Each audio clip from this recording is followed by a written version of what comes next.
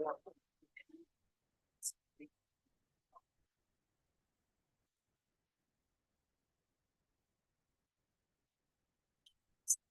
like someone's gonna have fun. Yeah.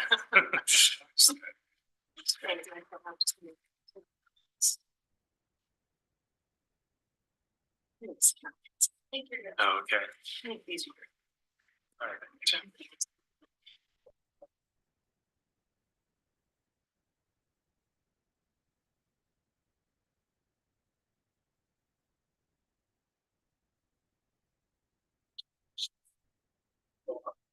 But you're all set.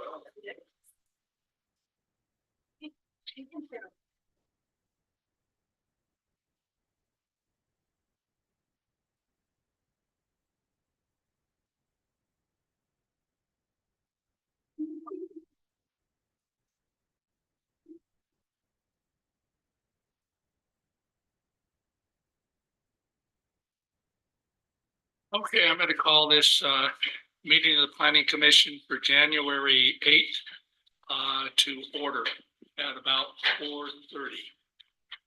And the first thing is citizens to be heard. If there are any online, because I don't think there are any in the audience.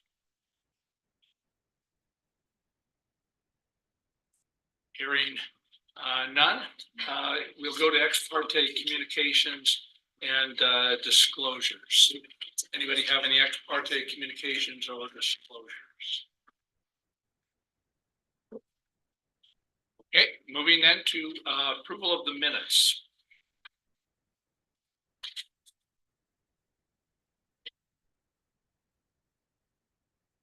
Make a motion.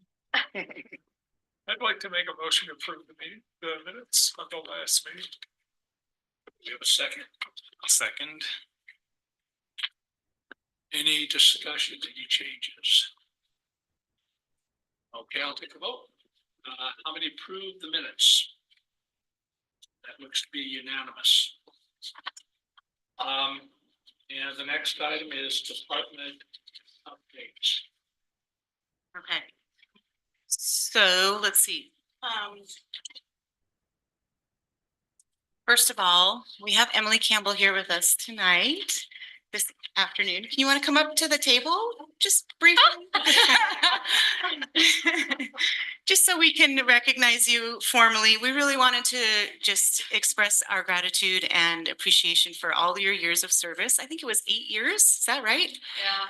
That you were on the Planning Commission and dedicated a lot of your time and energy and a lot of, sometimes even thankless time. A lot of times when you're a planning commissioner, even in planning in general, you just don't see the results of your work for a very long time. It often, like even for, just the planning department, we probably won't see anything come to fruition for 10, 20 years of the stuff that we're working on now. And so to be that volunteer sitting on the planning commission going through all of that, I think it's amazing. You did a great job. And so we wanted to just express that. And I don't know if anybody else wants to say anything, but we do have a little token of appreciation that we want to give Emily. Well, I probably served longest with Emily, and I remembered it's probably before Emily was on the planning commission. Zachariah, a director long ago, basically said, what I'd like to see is some initiative eventually from the planning commission that actually someone comes up and says, this is something we need to do. And this is not to diminish anybody else's participation on it, but I think the alternative dwelling overlay is an example of what a person can do if they set their mind to something that says, we actually need housing for all kinds of levels of people. And I just want to commend Emily for doing that. It's a great example for all of us. Thank you. I remember that meeting, actually. I remember Zachariah's meeting. And I want to thank you too, because you were a planning commission member when I was over there. Oh, that's right. Yes, I'll make mine brief. But... are important, especially when you're them. Sorry. We're talking this way. Thanks, Emily. You're a really great mentor when I first came out of the planning commission, and it was fun to serve with you for a short amount of time.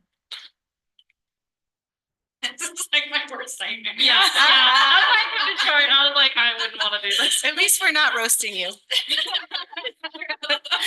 So we have, this is actually Mikkel, our planner, you know, Mikkel. She caught on to the fact that you are a huge Taylor Swift fan, so this was her idea. It's a little thing, but make your next era be the best one yet. Oh, that's awesome. Oh my gosh. Well, thank you so much. This is so kind, and it's quite odd and quite nice to be on that side of this little table, but I appreciate you all, and I know how hard you work, and I know it is a very thankless service, but I am thankful for all of you. Thank you. Okay, we hope you're not a stranger. I will Be in touch. I'm already hounding her for Old Federal. Street. Okay, awesome.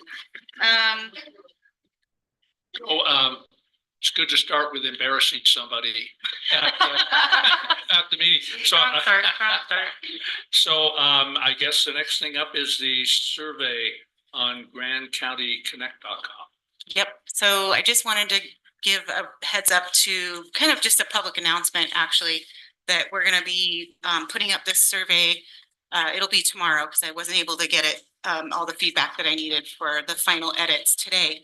But it's basically centered around getting input from the general public and also our visitor population on preferences for what the paving improvements should be on Sand Flats Road recreation area. So there, the roads department and the director at Sand Flats Recreation Area, they're applying again this year for the RAISE grant for funding to pave a section of the road. So, you know, currently it's all dirt from the gate pretty much all the way through. There's a little section at Days Crack that's paved slightly, but it's kind of messed up. So there's a lot of good study, like actual stats and data on why we should pave it for safety reasons. And it also kind of has to do a lot with fugitive dust and the effects of that. There are an average of 225,000 visitors annually to the recreation area, and at the peak travel times, you have 800 to 1,000 vehicles per day. So it's a lot. And the threshold for when you should pave a gravel road is basically 200 trips per day. So we're way over that. So there's some good rationale for paving it. And I know that there's a sentiment out there that's kind of like part of the population here, our community wouldn't want to see it paved. And I can totally understand that. But the facts are kind of there and the reasoning for paving it is there. So what we're looking for in the survey is more about like maybe how far it should go. And then if there should be a bike lane or if there should be a dedicated bike path that would be separate from the road. That's also an option. That's kind of the preferred option right now. So we're just kind of asking folks about what their preferences are, what they think about safety on the road currently. Yeah, so that'll be up on Grand County Connects tomorrow, and then we'll advertise in the papers and on social media. But if you want to get the word out, you can direct people to that website. Was that part of the integrated travel management plan coordinated? What was that travel management thing that we did a couple months ago? The Unified Transportation Master Thank you. Plan, yes. It is a project that's or a priority for improvements, road improvements identified in the UTMP. It was. Yeah, it's one of I think 10 or 12 or 10 of the improvements that they had identified in that for roadway improvements. There's a whole bunch of other That was projects in that plan, but that's, yep. And the sorry, Lauren. Oh, go ahead. The 8,000 cars per day. 800 to 1,000. 800 to 1,000 Mhm. cars per day. Was that counted at the ticket booth? Did that come from Andrea or was that? BLM, the BLM has a traffic counter. I think it's at right where the the dirt starts at the entrance there. I'm pretty sure that's where they put it. Yeah, and that data was from like 2018 through 2021, I believe. Mhm. I just have a question. If this is already identified in the plan to be done Yeah. and the road department and the director Mhm. are on board, why is there a survey? So it's there, there is a component of the grant that asks for public input. And so that was actually one of the reasons they didn't get awarded last year for the grant was because of the lack of public input. So it's an effort to do that, but it's also, it came up at a commission meeting last year when the funding, I guess they were looking for a letter of support from the commission. And it was brought up that perhaps there wasn't enough public input on the preferences for the improvements. Not whether or not we should go forward with it, but just the nuances of it. It makes good sense. I just wondered why. Yeah, since no, would have it's a been good all question. through the public process already, Right. considering there's a road department budget and a Yeah. director's budget. Is that a flat grant they're going for? You said that- It's the raise. I'm trying to remember now what that is. I have it in here.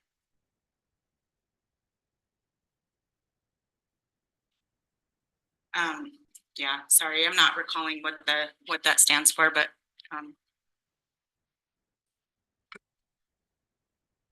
anyway, Okay. yeah, And it's US dot, it's federal dollars. you mentioned the standard being 200 trips or more is that threshold. Mhm. What is that? What's that standard through, or is there? Maybe you can speak to I that. believe it's through, well, there's multiple studies that say that, and I want to say it actually comes from US dot as well. But we have a lot of that information in the background summary, for the survey. We've been working on it with, Dan, our engineer, and Bill Jackson, obviously. So we do have some references for where all that information is coming from. I just don't have it off the top of my head. Yeah, and it'll be, so the Grand County Connects, the first page that comes up will be like the whole background. It's like an infographic. And it'll talk about that. And then you'll go into the survey after that. Mhm. Are they going to get any information on the traffic at different places in Sand Flats? Obviously, I guess you could pave the road all the way up to the loop. All the way to road. the You loop, yeah. They probably wouldn't want to do that, but it would be interesting to know what the traffic is out that far. That would be interesting. Yeah, I can ask Andrea if they have any intention of putting in a counter, like somewhere, out where maybe Porcupine Rim Trailhead and like beyond that would be interesting to know how much traffic goes beyond. Good idea. Any other questions? Okay, let's see. And amendments to the non-motorized trail master. Okay, so this is something that Katie has been working on. We are pursuing the funding for the bigger master plan update in 2024 for the non-motorized trails and active transportation plan.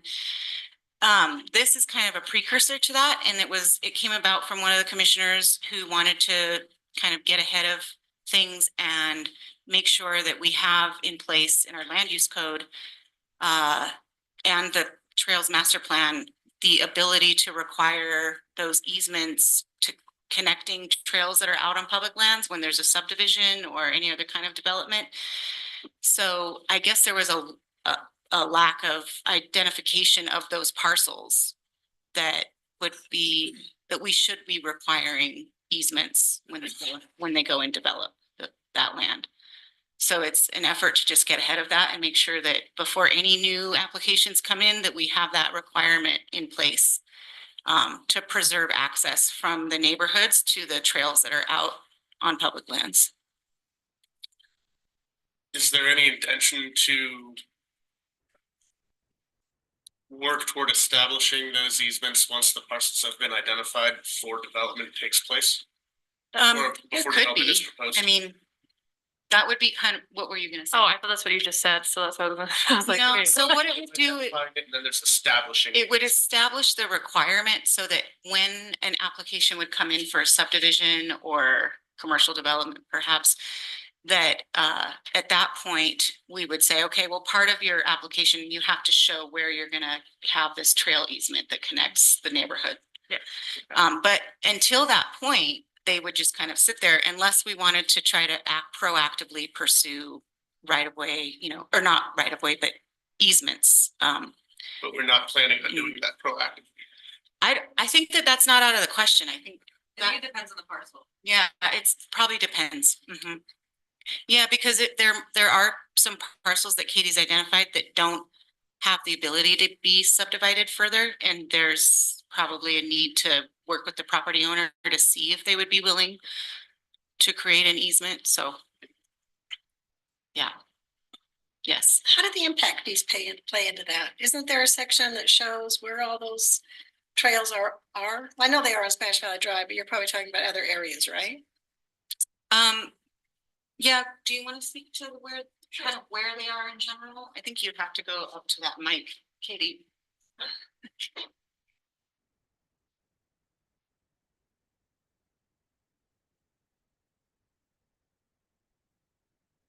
That little mic right there. Yeah, there you go. So there's a few main areas we're looking at. The first one is the Pipe Dream below the rocks area, which is a combination of city parcels and county parcels. So right now we would be focusing on county parcels, but we may also send a list of recommendations to the city. And there are of course some places where a trail would need to go through a city parcel and a county parcel. So we'll definitely be working with the city on that. But the priority is the county parcels. Other main areas, Mill Creek Rim access, and then some smaller access trails, Muncie to Tank to Rim in that kind of area. And then potentially a few parcels down, in the southern part of the county, like very separate area, that some folks from Trail Mix identified as places where landowners had closed off access, like forest roads and like the Bachelor Basin area. So it's a lot of it is out of Yeah. county. Yeah, but the main considerations are the Pipe Dream area and the Mill Creek area. Were they ever identified in the impact fee study? Because there was a lot of trails that were identified in the Parks and Rec section of it. So I don't know. I'm not sure. I don't know if there could have been, but I don't know if the access was identified, like on the private parcels, you know, I don't know how- establishing the access. Because you might check that, just Mhm. see Yeah, where it is in the impact fee study, because Impact fee study, okay. at least then you've got background for and backup for getting some of that. Yeah, that's great. Thank you, Katie. So that is going to be coming to the commission. I believe they wanted to have it just as a workshop first and then and it's really just, it's working with Trail Mix. We're kind of facilitating the effort. But it's really Trail Mix is, you know, they're in the active transportation, sorry, I'm butchering the name of our division. The Grand County Active Trails and Transportation. Trails, Active Trails and Transportation. Transportation and Trails Department.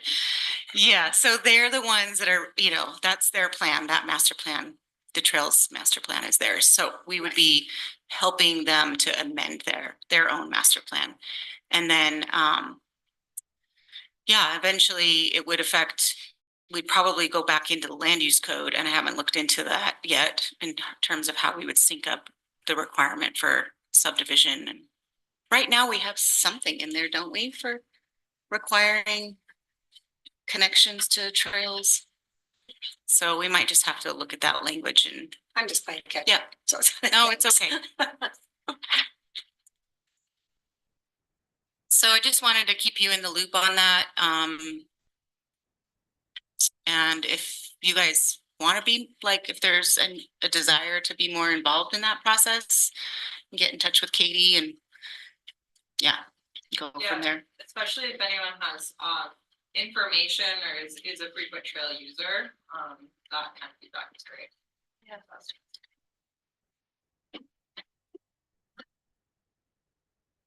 Speaking of keeping in the loop, I didn't print out the new agenda. Oh, When should I insert voting? yeah, so I have that as the first item in general business, so it would be after Got it. the county commission liaison update, which would be that's where we're at right now on the agenda.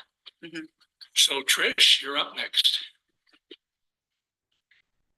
Really like this. I like that you're up there and I'm down here. So just from the last meeting, just a couple quick updates. So the ADO on 1441 Spanish Valley Drive passed 5-1. I think that was the is that the final? The ADO, Yeah. Final round. The Final final round. That's yes. okay. Thank you. I'm like, oh, where are we at with all that? And then the ADO on 1379 Arnell Lane passed 5-1. And then the OAO on State Route 313, as you guys know, and I missed the planning commission where you guys discussed that. It's really interesting. The conversation, the discussion went on and on and on. You guys are welcome to jump in at any time. Basically, we took a straw poll and it will probably pass, but there's still some kind of just discussions revolving around kind of legal verbiage, right, with Stephen. And so they wanted to just kind of parse that out and then revisit it the next meeting. You want to add anything to that? Not at this time. I think you said it well. It's some legal questions they have, and it is already listed on the agenda, so it will be heard and voted on next time. Yeah. Do you guys have any questions for me? The other thing is they officially appointed are not new, but incumbent PC planning commissioners. So, Okay. yeah, just as the formality aspect of that. Yeah. And then I'm your liaison for another year, Yay. whether you like it or not. Yes, so that's it. Thank you. Okay, so we're going to move to general business, and then the first item is going to be nomination for chair of the planning commission, and then we'll have an item for the vice chair. Do we have any nominations? I nominate OB. I think We're all so. gonna nominate the same person. I'll second that nomination. Are there other nominations? Oh, sorry. Okay, how many are for me? Thank you very much. And then vice chair, we have a nomination. Make a motion to nominate Jerry again. I'll second that. Any other nominations? Okay, all in favor of Jerry? And that business then is taken care of.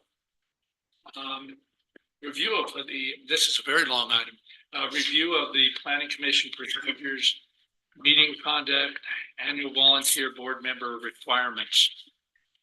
And Elisa. Okay. I can share my screen. Oh, thank you.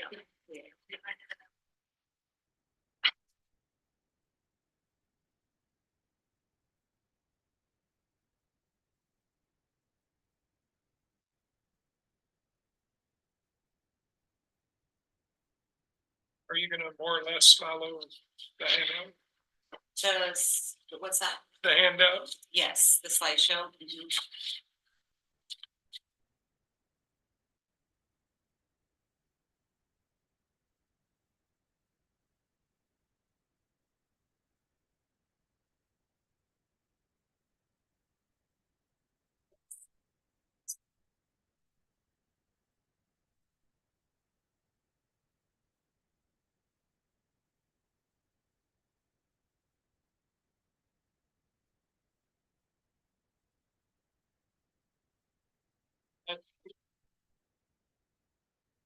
So I'll try to go through this quickly. I know it's a lot, but it's important. We've been talking about needing to go through our bylaws and kind of in more detail, just make sure that we all understand and there's no need for clarification or even suggestions for amending the bylaws. So we can, if anybody has any ideas for amending them as we go, you can bring those up.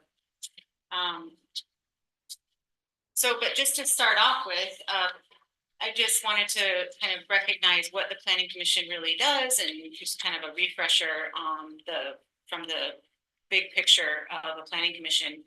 So obviously you're, very influential body, an advisory role in planning processes, maintaining citizen oversight of government planning powers, and also providing a public forum for debate about the future of communities.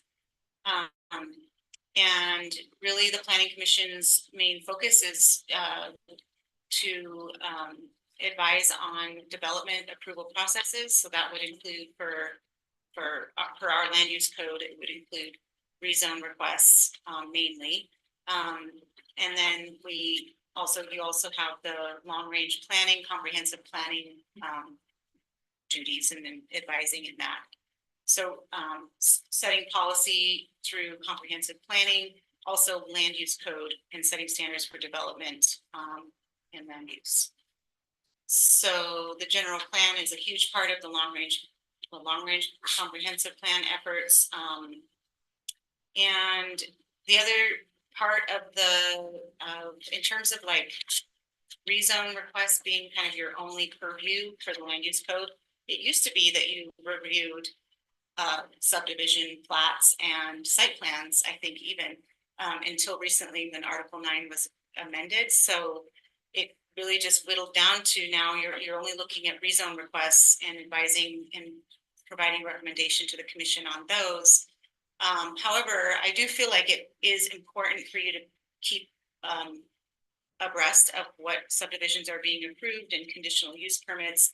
So I know we haven't reported on those regularly in the past, and maybe annually we did sort of a tally of all of the subdivisions that have been approved and whatnot. But I think from now on, I would like to provide you guys with more updated information on what projects are getting approved, and just kind of a check-in, maybe quarterly or something like that, so that you're all aware of what's going on around.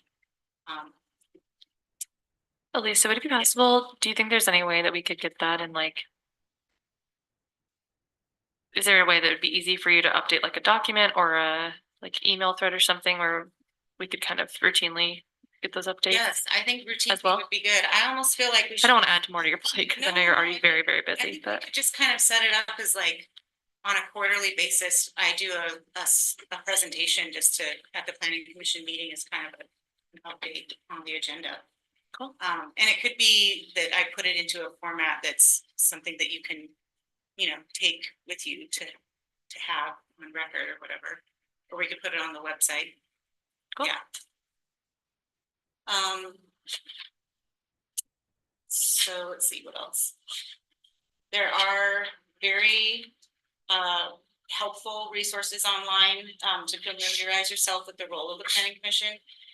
We subscribe to planetizen.com, and so that is something that if you are interested in doing some trainings or just looking into planning in general, you can get our information. We can get you signed up so you can have they have like a planning commission training that's specifically for planning commissioners, so we can get you signed up for that.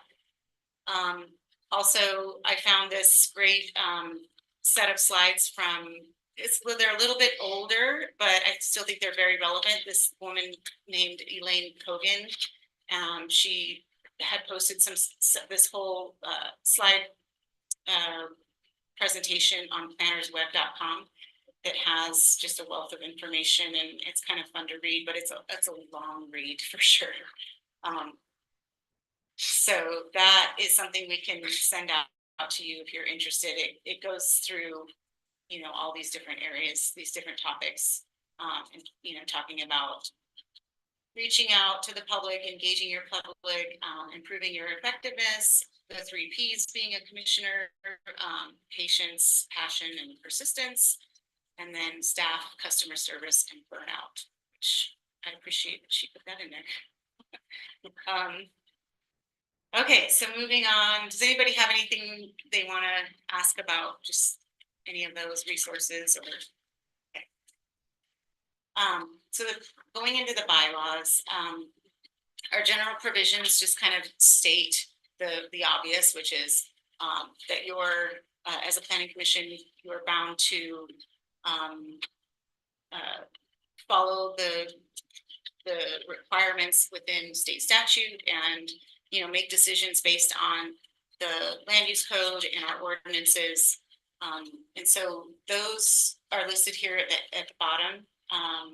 Our state statute, the relevant title is Title 17, Chapter 27A. And we call it LUDMA for short. It's the Land Use Development and Management Act. And that's where you'll find all of the state statute relevant to our jobs. County ordinances, obviously, these are fun to go into. A lot of them are really, really old and they do need to be updated. That's kind of beyond our purview. That's more of a county admin task, I would say. Eventually, I would like to see a full overhaul of all of those ordinances. But they're fun to look into because you find some things from like the 1980s that are quite entertaining. Lisa, I have Yes. a funny question. Does the county commission have bylaws? Yes, Because I could find ours on the web. I couldn't find I believe they do. theirs. I would think so. Right, Trish? You guys have bylaws. I would think so. They're in the state law. They're under Oh, it's just state. Oh, Okay, okay. that's right. That makes sense. One of the reasons I'm asking is when we get to ex parte communications in our bylaws, they seem amazingly strict. It would almost sound as if an individual commission member here should not talk to anybody about any business that we have before. And I wouldn't think that that would hold for county commission. You'd expect them to deal with their constituencies. Mhm. So, but we'll come to that eventually. Yeah. Okay. Obviously, the land use code and the general plan are also in that list. As far as officers and elections, obviously, we have our chairperson, vice chair. And these are just kind of reminders of the duties of the chairperson. And the processes for electing. I created these slides more not to go too deep into them during the presentation, but just for your reference as well. So I'll send you a PDF so you can have these, just for reference. So let's see, vacancies, we know kind of how we deal with those. I think we've been doing that correctly in terms of advertising for the vacancies in the local paper, and we kind of go over and beyond and get the word out through social media as well. And then we do our candidate interviews. I think the one thing I thought was something maybe we didn't do, it's super minor, but voting shall be done in alphabetical order of the names of the candidates. It's a very specific procedure, so I guess we can make sure we do that next time. I don't think we did it the last couple of times. And then the chair or the planning staff shall present the PC recommendation to the county commission, which is interesting because the last couple times admin has been putting you on as the person to do that, as the liaison. It's pretty minor, but we'll just make sure that either OB or myself presents that next time. Article 5, meetings and organization. So, you know, we have our open meetings. All meetings have to be public and open to the public, noticed. And that includes workshops and field trips. That all is in accordance with the Open Public Meetings Act. And I think we're doing all of these things correctly in terms of noticing I need to be better communicating with the chair on making sure that that the chair is really setting the agenda, kind of, I've done it when I have the advanced time, but sometimes we get so close to the end of the week that it doesn't happen. But I'm gonna be better at checking in with OB and making sure that we're coordinating on the agenda and that is provided 3 days in advance of the meeting. I'd like to actually get the agenda out a lot earlier if I can, so I'll work on that.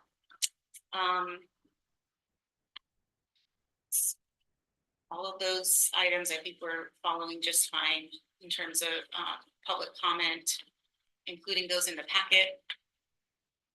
So as for Article 5 is pretty long, it goes on and on. Citizen applicant and other participation by real-time telecommunication is allowed.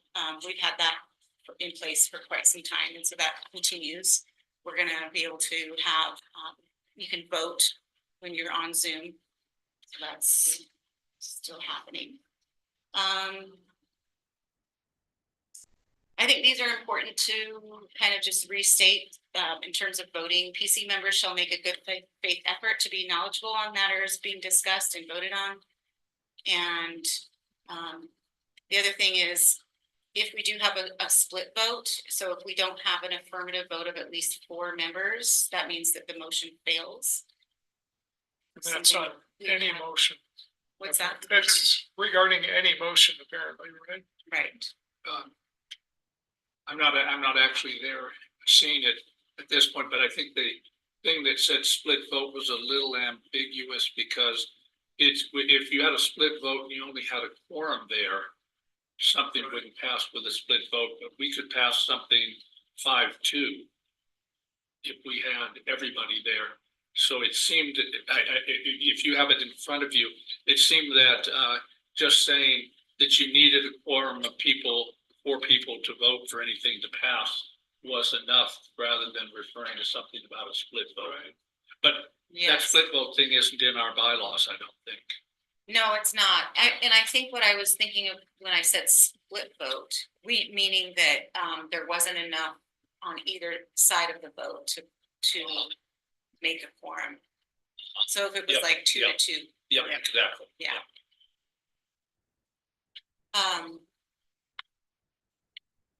So this kind of gets into our Robert's rules, but decisions shall be made by motion, seconded by any commissioner and voted on by voice. In the case of ambiguity on any vote, or if the nature of the decision warrants, the chair may conduct or a roll call vote.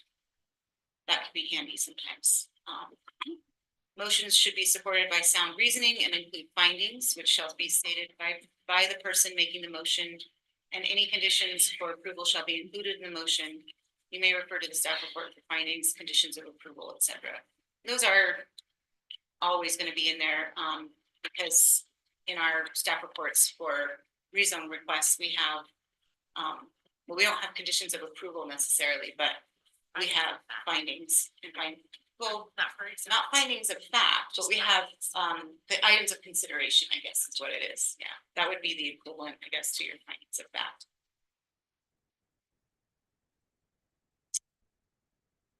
So conduct during public meetings, I think we do a pretty good job of this, and we don't have too many instances where we have disruptive members of the public, but if that ever does happen, it's really important to make sure that we do control the meeting and make sure that our meeting runs smoothly.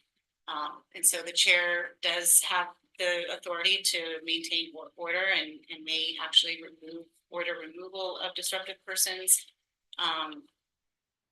And any PC member, council, or staff may ask questions of the applicant or any person speaking from the audience, but only upon recognition by the chair in order to elicit relevant facts. So I think this one is important. I don't know how much we've been adhering to this procedure.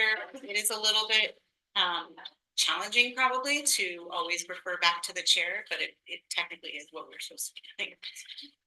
So I guess Just an example of this would be if we wanted to elicit a comment from someone who had spoken regarding whatever issue. We'd say, Obi, I'd like to request a comment from so-and-so in the audience. Exactly. Yep. Checking in with the chair first and then letting OB give that permission.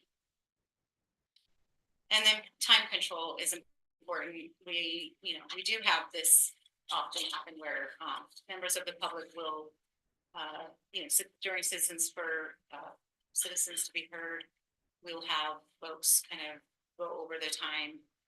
But we're pretty good about setting the time. I think we kind of set it around 3 minutes usually for people to speak during a public hearing or citizens to be heard. So just ensuring that that time is set and that we do adhere to it, enforce it, I guess. Let's see, still on Article 5. So request to withdraw or amend applications. I thought this was a little surprising. I hadn't read this this was a good exercise for me to go through the bylaws very detailed. But like 14 days prior to the public meeting, we would have to have an amendment in for the application. I don't know how realistic that is. I think this might be a little bit outdated. We have usually an application is going through legal review before it comes to planning commission, or maybe sometimes it's not even through legal review, but it's still determined that we can bring it forward to planning commission at that time. And amendments do happen to the application. It's generally not anything to be too concerned about. I think it's just kind of the process of a development application. There's many iterations and sometimes the applicants at the very last minute want to change something for whatever reason, and we do allow that. But I just think it can't interfere with if we have a public hearing, then the information needs to be pretty solid in the agenda packet. Once it's in the packet, we can't change it. But I think we could look at this a little bit more and see if it needs to be changed or updated. Did you look at that? I think we've just kind of been diligent with if an applicant submits or amendment, we have evaluated whether or not has any substance to the application. And if it does, we would put it back through planning commission for consideration. And if not, they could move forward. Yeah. But yes, with a public hearing mostly, obviously. And for sure with legal review, if it's something substantial that they're changing, then we'll put it back through to the attorney's office. So. Elise, Yes. the reason for that 2-week thing was we were getting a lot of people coming to the planning commission with the changes. Oh, So we had to put it in as a land use code so that they recognized that it wasn't just planning department saying no. right. So it's probably a good thing to keep in It there, really is, yeah. but I would check with it to make sure if it's, it's too far out. But Right. back in the day, everything was paper. Yeah. So that's not good. Why? I know that's the reason why I had it in there. That's interesting. Thanks for that insight. And the last thing, this is not all completely in order of the bylaws. I grouped things together more by topic, but this annual training is kind of on its own. I think you all know that it is required to attend the open meetings trainings and gets the certification from OPMA. And then there is this and encouraged to attend the citizen planner workshop, which I found is not an actual thing that's offered anymore on the Utah League of Cities and Towns website. So in lieu of that, we do have that, what I mentioned before on Plan Edison, they have the planning commissioner training offered there. So if anybody is interested, we can definitely get you access to that.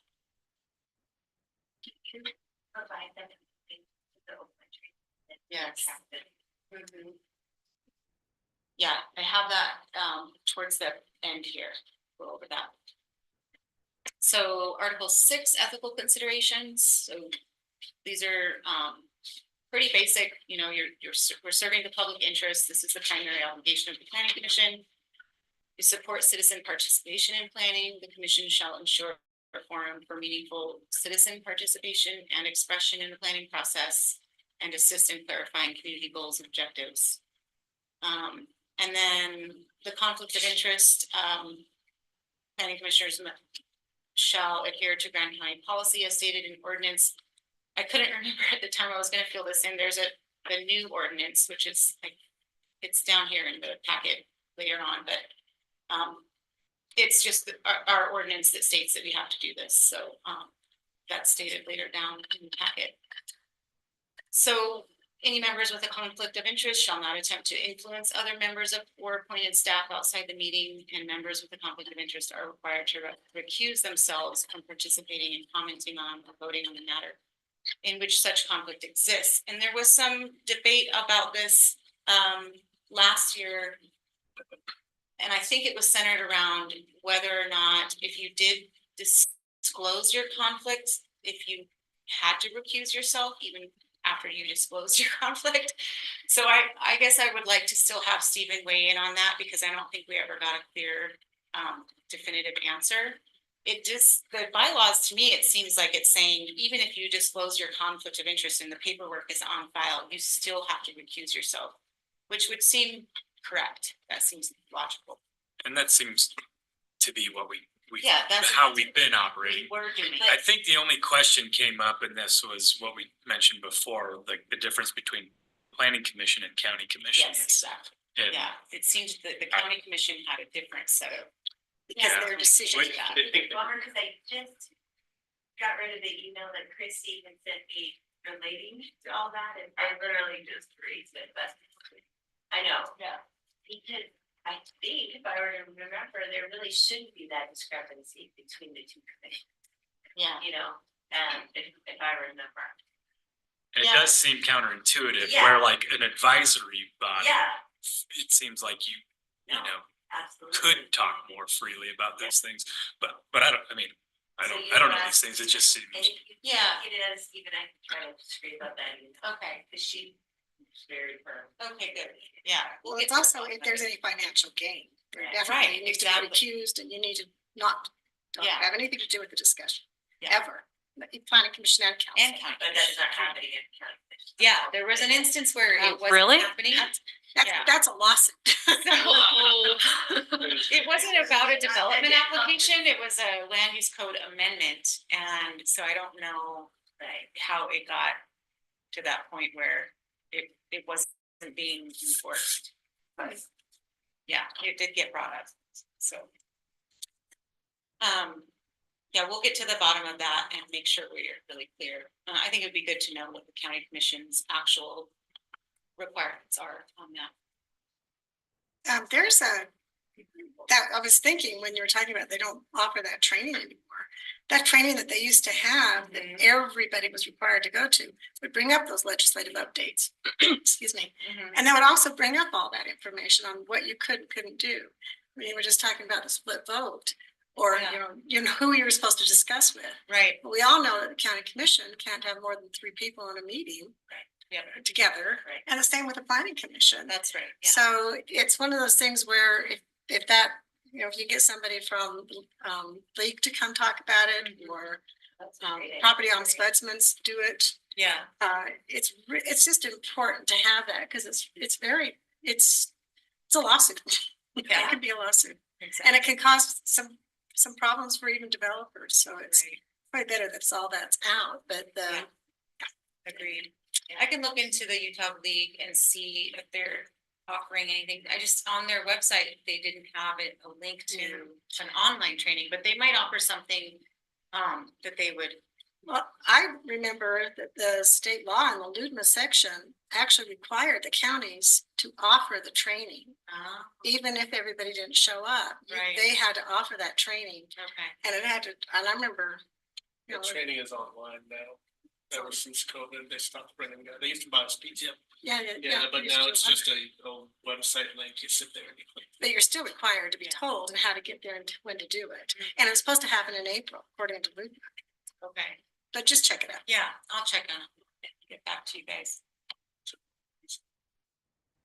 And so, Elisa, you're of course right at the one that I would really like Stephen to talk with us about. And Mary will remember this. I believe around 2019, I think I looked up the old bylaws, and under ex parte communication, it said, you know, the important thing is that everybody on the commission ought to have the same facts. So if you've had an ex parte communication, you come to the meeting and you say, well, so-and-so and I talked and they raised these issues, etc. This is very different. I mean, I read the first sentence: PC members shall not have any ex parte discussion regarding any application or other business that comes before the body for decision. And I think to myself, so if somebody says to me, you know, the ADO, the thing I don't like about your proposed ADO is such and such, I'm supposed to say, I can't discuss it. Only It if you're, doesn't seem to make sense to me when we're somehow representing people who are out there, who are constituents. But that sentence reads like, you just don't say anything.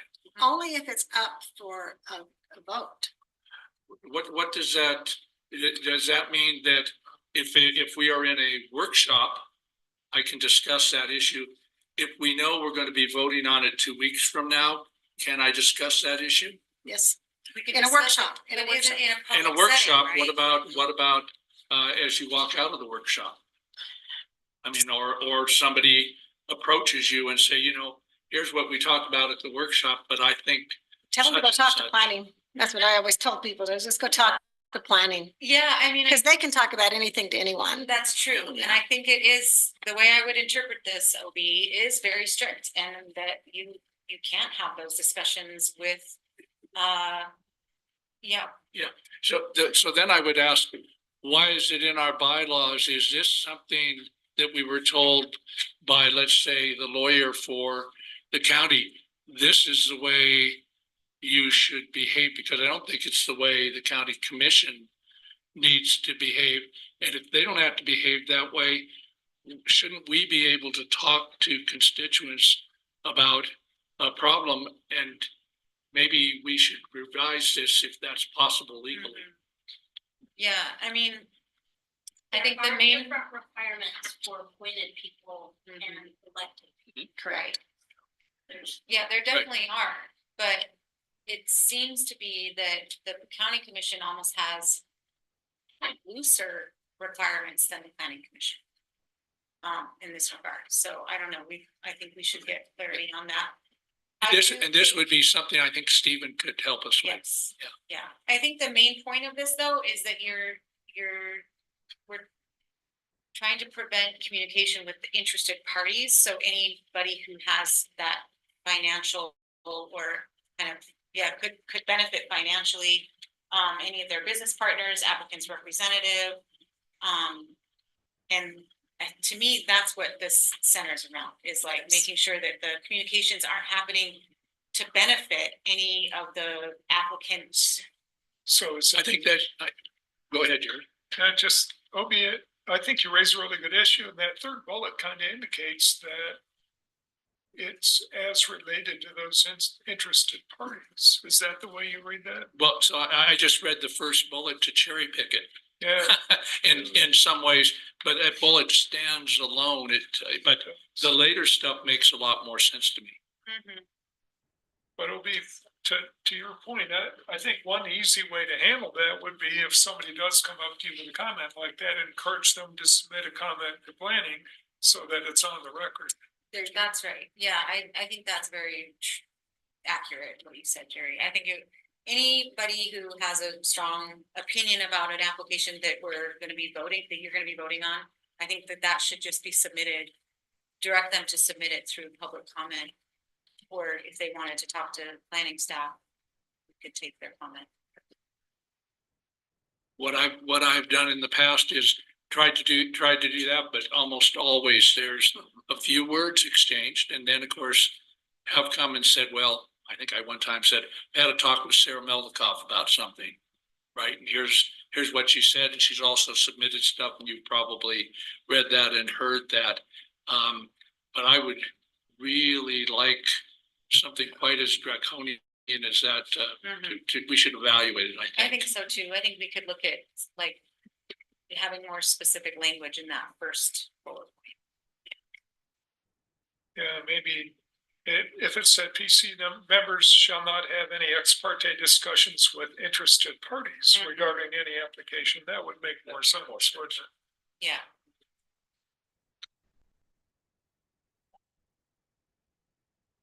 Gonna get that myopic, never mind. Just not having that same internal dialogue. I know. Could dissect it anyways, but. Okay, so moving on, maintaining public impartiality. PC members may seek information from other PC members, council, or county staff of any department or other agencies, but has an ethical duty to avoid making statements for or against the merits of an application before the commission hearing is concluded and a decision or recommendation is made.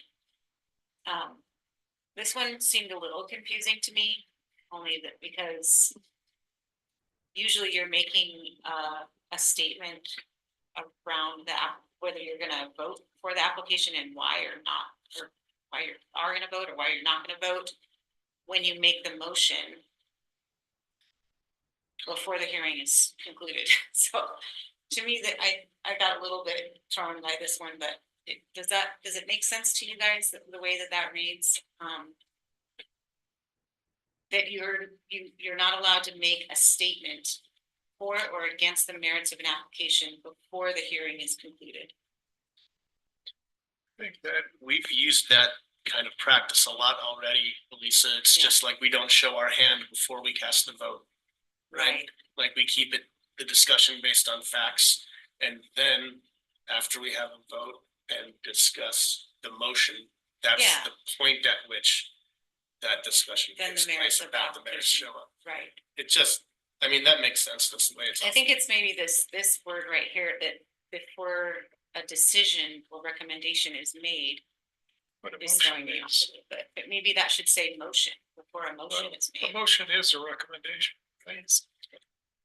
So I think to your point, it's, you make a motion, then you have a discussion. That's what that's saying. Right. Yeah, no, I think you guys have been adhering to that, what you're saying, having that discussion only after you've made that motion. So, yeah, if that seems good, I won't pick that apart. And then faithful attendance and performance, just to say, you know, if you're not able to attend regular meetings, you know, that's kind of one of the markers or precursors to maybe thinking about, you know, resigning, but that doesn't usually happen.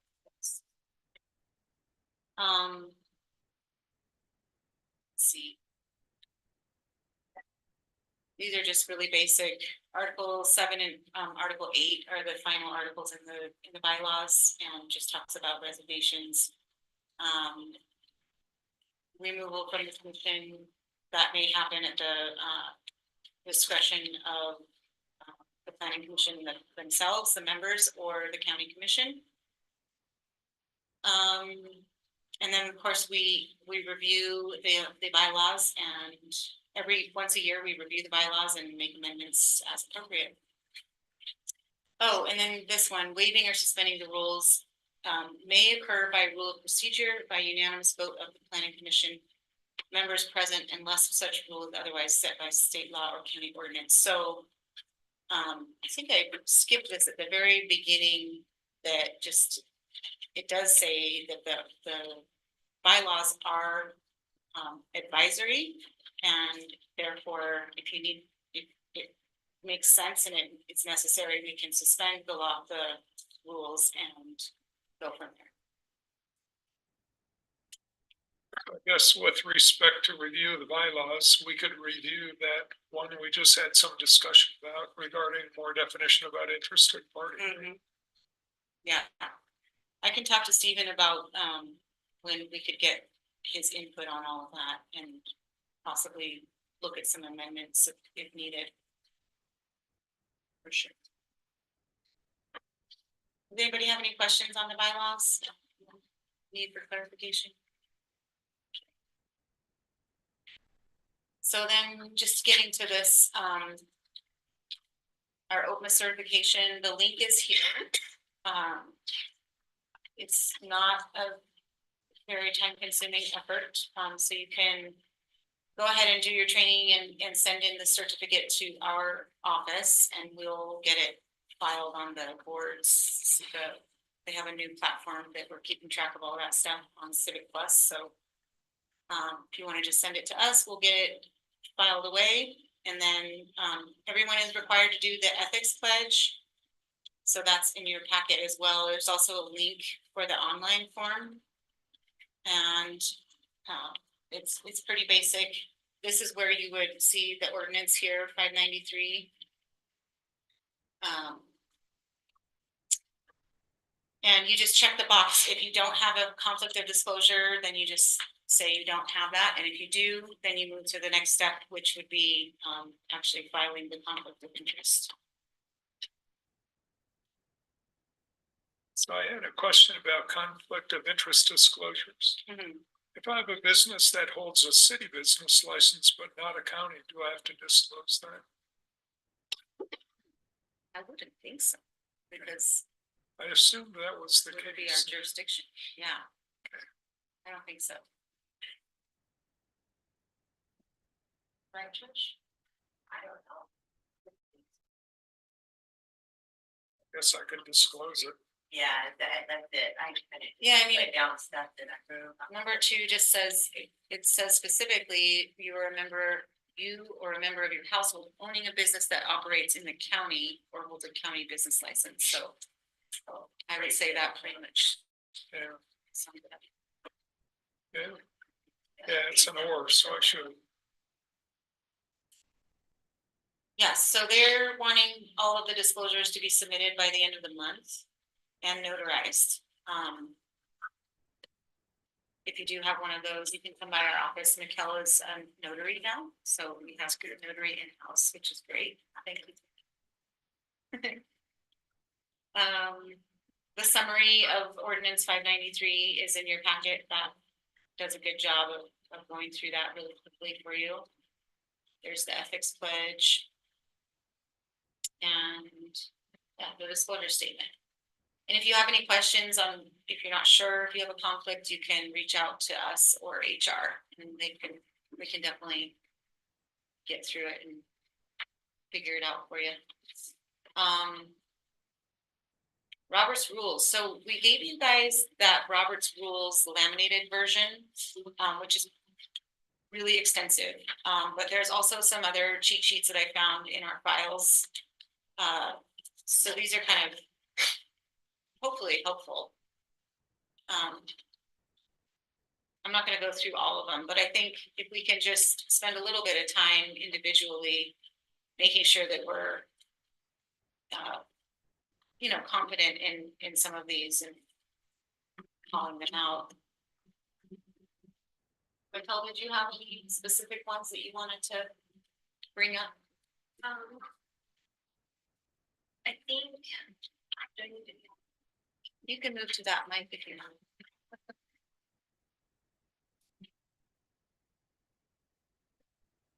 So I understand how you feel on the commission. I've served on city planning commission. I serve on city of Moab planning commission, and I've hosted county commissions. So what would happen if Obi went on sabbatical and Jerry went on vacation and Steve got the flu? We could still have a quorum, but who would chair it, and would you feel comfortable chairing it? We'd vote, wouldn't we? We'd vote to elect a chair for the time being, for that meeting. And so it's nice to be able to sit on the commission and know all you have to do is listen and understand and vote. But what happens if you get asked to chair a meeting? Would you know how to do that? And so we'll call it like an emergency situation, would everybody know the rules of the game? Right? And so that's just why we're asking you to go through all of those and familiarize yourself, so that we know that we're playing by the rules all the time. I think we've had a couple of meetings where the process was in question. And I think knowing the process for the public hearing is super helpful. The way it should work is staff presentation, And then commission members have the opportunity to ask questions to the staff. And then if the applicant is there and has something to present, we do that, and then you can ask them questions. Then the public hearing is opened by the chair. And that's when your public comments come in. Then you have to close the public hearing, and then that's when we make our deliberation and you can discuss. But at that point, the hearing is closed and therefore no more testimony is allowed. So we need to make sure we've asked all the questions we want to ask and done the back and forth with the people before we close the hearing and then move on to the vote. I think the other point was good about making sure that whoever wants to speak is That to the chair. is acknowledged by the chair, and the chair gives them the go ahead to do so. And then that way it keeps everything flowing smoothly and there's not a lot of back and forth. I know at my former county, we had a sheriff's deputy always at our meetings in the back of the room. Because we had rowdy meetings and things, sometimes we get out of hand. And so there's just steps we can take to ensure that we have a organized, well-heard meeting where everybody gets to put in their input, but things don't get uncomfortable, I guess. So as long as we adhere to the agenda and then adhere to the process, that's usually the easiest way to do it. Yeah, and being consistent about that. So knowing the rules of the game, I think is important in making sure the meetings go smoothly. That way anybody can be in charge or anybody can help be in charge if the need arises. So thank you. See, okay, I think that's it for my slides, and our refresher on planning commission procedures. Do you have disclosure statements, like blank ones that we can fill out? Here with me now? No, I can have a bunch printed out and ready to go at our office. The one that's in your packet there, that's the same one that I would print. But yeah, Page 26. I have an extra. Do you want one? I got 2 packets, so I got one. Oh, sure, I'd love one, just to save me the burden. Thank you.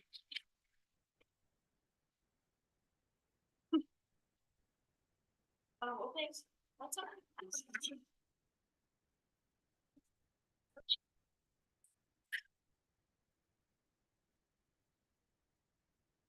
Lisa, nice job. Okay, so Yeah. on the, I apologize, I had this on the agenda with the hopes that I was gonna get a nice big summary of our 24 priorities and timeline and the budget to go along with all that, but I did not get around to it, so I didn't finalize it. I would take any kind of initial ideas or suggestions for priorities, but I'm basically just gonna postpone this to the next meeting. Unless you guys want to talk about anything in general. We have some future considerations, that's just next on the agenda. Those will be like the most pertinent things that we'll be working on in the next couple of months, so. At least we know what we're doing for the next couple of months. I'm not gonna make it to the next meeting, so I will maybe just email you some of the things I'm thinking about then. Sure, yeah, emailing me Priorities. is great. I definitely like that. Elisa, you did a nice job on summarizing our duties. Thank you for doing Yeah, that was that. great. It's very helpful. Thank you. Yeah, I figured now that we have kind of a breakdown of the bylaws, we can just keep reviewing that each year. They're not too complicated. Do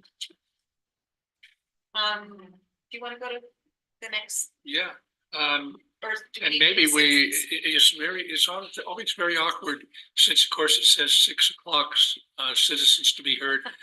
I'll ask for citizens to be heard after future considerations, I think, Okay, in this case. So we have some future considerations. yeah, so. I'm sure you guys heard in the papers in 2023, towards the end of the year, the city adopted officially the Lab area affordable housing plan.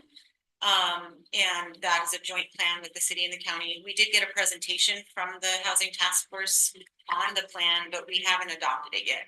And what's kind of been the hangup is we were going back and forth with the housing task force and the city on trying to change some of the language. It wasn't major changes. There was one made kind of potentially bigger goal that we were trying to maybe set, but they went ahead and adopted it, and we didn't really come to a conclusion. By the time they did that, I don't know what their timeline was, but I think they just wanted to get it done before the year's end. So here we are, and I think we should just go ahead and get it adopted as an amendment to our general plan. However, our general plan lacks a housing chapter. It's very strange. I went back and looked into it, and I think what John was doing was he was putting housing into all the kind of incorporating housing into the different chapters like land use and economics and but it wasn't its own dedicated chapter. And I think it should be. I think we should have, I mean, usually all general plans have a housing element. It's a big part of it. So I have gone back and I've started to kind of create this chapter. And I think just as a preliminary amendment, we'll have a established housing chapter, and we'll adopt the affordable housing master plan and reference it in that chapter. So it'll be on the books and we can start working towards those goals. And then the next step, of course, will be what Katie's going to be working on with the housing task force is setting up those dashboard indicators so that we can start tracking progress and really figuring out ways to establish what the data is that we're going to be looking at, and in order to track how we're reaching our goals for housing, for affordable housing. So, so I will be noticing for the public hearing for that, and then we'll have it at our next meeting to get that done. And then Katie was just gonna give a brief update on where we're at with the waterwise landscaping ordinance. Sure, yeah. I've been meeting with different landscaping experts. I met with Jeff Adams from Terra Sophia and Roz McCann from USU. And just kind of integrating their feedback into the draft that we already had. And also thinking a little bit more about comparison to the city's ordinance and sort of reconciliation of the numbers, trying to make sure that if you have one landscaper who's working in the county and the city, that these numbers and these procedures aren't going to be confusing for them. And then I also set up meetings with both Tony and Aaron for this week, hopefully, to get their input on things. If anybody else has particular strong feelings or knowledge that they want to share, get in touch, or ideas about anyone else I should talk to, let me know. And I was hoping just for my own sake to have maybe a deadline to do a workshop with the Planning Commission sometime over the next month or so, just to sort of organize my time. So if we could set that up, I'd appreciate it. Yeah, I think we could circulate an email to follow up on that. The next agenda might be a little heavy to do a workshop, but we could still consider it for the next meeting as well. So depending on too, if you're gonna have enough ready in time. Yeah, exactly. It could just happen in February. So we'll follow up with an email on scheduling the workshop for that. I was gonna point out, and I'm sure that there's someone in the Grant County organization that has that's tracking this. There are several bills coming up in the regular session up at the State House that are going to affect the Flip the Strip waterwise landscaping program. In a good way, or? This ain't a public hearing, I think, so I'm gonna, keep that to myself, but there's a lot of red line on that section of the statute right now. So something to track and keep, while we're doing this, we don't wanna do one thing and then get steamrolled as what they do. Okay, that's good to know. I Yeah. wasn't really keeping, I can, when I'm back at my computer, I can send you guys some bills. Yeah. so that'd be I great. don't know who your liaison is this session, but Yeah, okay. Thank you. And then the next one is something that I've been working on, but lots of other people have. I guess Laurel Hagan had spent some time on trying to do some more protection of water. And of course, I live out in Castle Valley and we have no protection for our sole source aquifer. So actually Trish and I and Elisa met and just kind of discussed the water source protection overlay district. I'm not going to go into great details, but I'll read you the original purpose of it. And by the way, you may want to take a look at this, because what's going to happen eventually is I think we're going to bring something to the commission to look at for a change in the land use code. But it says, so it's section 4.5, and it's really only about 2 pages long in the land use code. It starts, the WSPO is the Water Source Protection Overlay District. The Water Source Protection Overlay District is an overlay district intended to protect groundwater and recharge basins for current and future public culinary water supplies in Grand County. To this end, the WSPO district shall be applied to recharge areas designated according to the U.S. EPA sole source aquifer recharge area, and now notice this and here, approved by the Utah Division of Drinking Water or other resources specific study approved by the state engineer. And then it goes on to offer some protection for places that are water source protection overlays areas. But of course, it's an interesting thing. This is the county's way of protecting our water sources, but of course it doesn't apply to Castle Valley because we don't have any approved Utah Division of Water drinking water protection areas. And we don't because we don't supply water to people. We provide it for them. They put wells into our aquifer. So it's a matter of whether you pipe water to people or you serve 60 people from a single well. So the question that will probably eventually come forward, you could change this very easily by having the EPA sole source aquifer recharge area subject to these rules of development. And so it would be almost a 1-word change, but a 4 or 5 word change, but it's actually an important change because these areas are bigger than the resource protection zones that the state has. And this would actually go for the Moab sole source aquifer, the Castle Valley sole source aquifer. There are only 3 sole source aquifers in the state. And the other section that might be of interest to take a look at is section 5.4.1D, because those would be the additional protections that it would give these watersheds. This is county protection, and most of the land in those watersheds has nothing to do with the county. There's some private land there.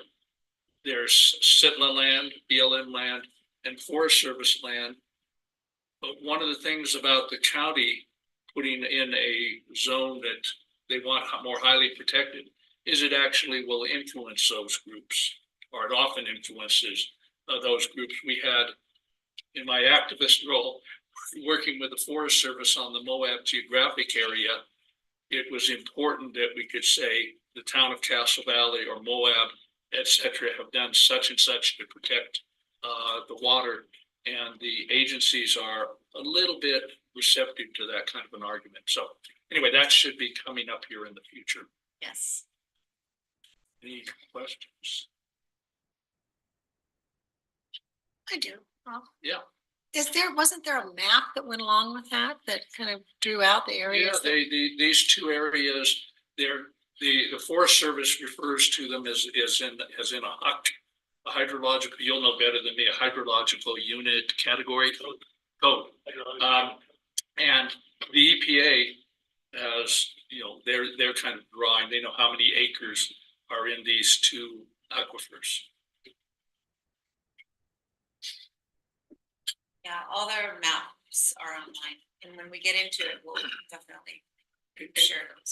And the one thing I think we need additionally, if we get into it, when we get into it, is, you know, how much private land is actually affected by this. I mean, that's kind of important politically, I think. Definitely. I have one real quick question. Do we know with that EPA sole source aquifer designation, a lot of times those federal programs need to be requested by a state level legislature or a governor or something like that? Can a county go straight to EPA and ask for that? Well, It's already designated. it's already as an designated. EPA. It is. Okay. Yes. It's just that we don't, in our land use code, we don't use that. Their EPA Land use code doesn't versions rep- as the ones Interesting. that should be protected. We're only referring to the state aquifer. Yeah, this is this funny thing where it says designated according to the EPA sole source act for recharge area and approved. And state, yeah. that's- So they have been designated, and I do believe in the case of the one on the Moab side, which is, it's easy to get, you can just say EPA sole source aquifer Moab, it'll come out with the Glen Canyon aquifer, right? But it will, I think the city of Moab requested it at the time. And what happens then is it's got some protections if the feds are gonna put money into a project, right? Yeah, they're Or extremely on Forest good Service for land. grant writing purposes. And we have one more, don't we? On a Yeah. future consideration.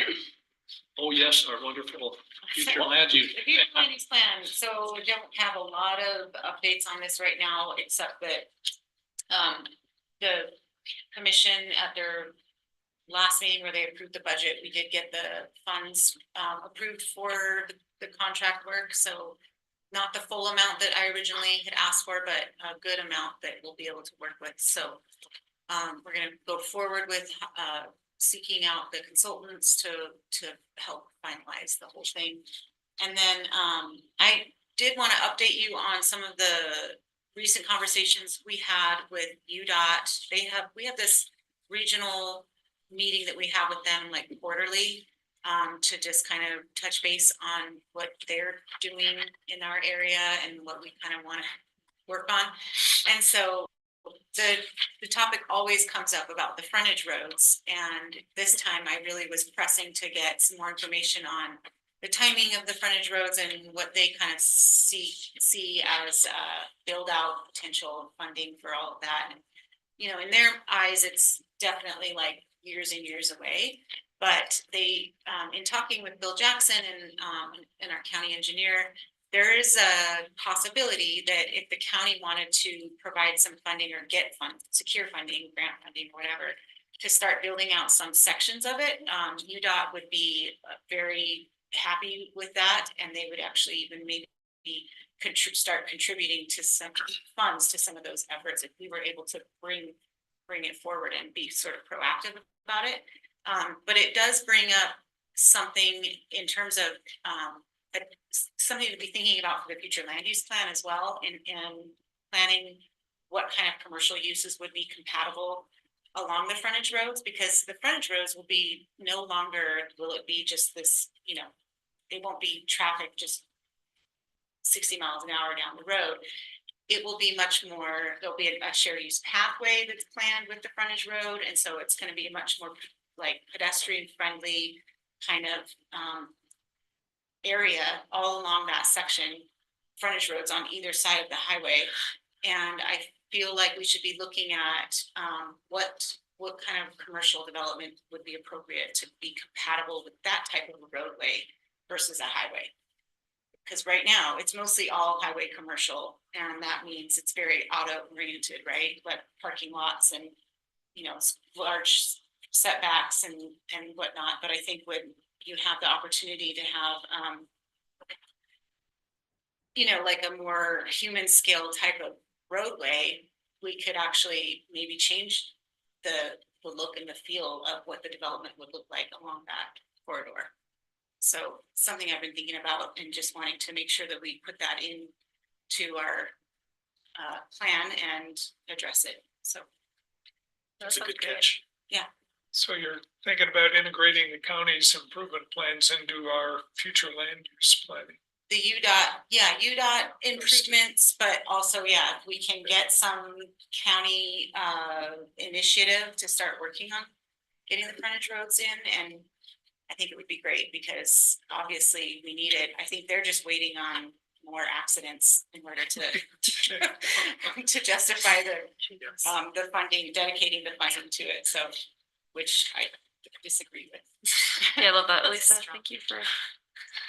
Thanks for bringing that up. That'd be, What's that? I said, thank you for bringing that up and Yeah. focusing on that, because that'd be a great thing. to I think it's an address. exciting thing to be thinking about and how it could really be a little bit, really quite different, actually, not just a little bit, but quite different in terms of what the built form could look like in relation to the street, you know, creating that.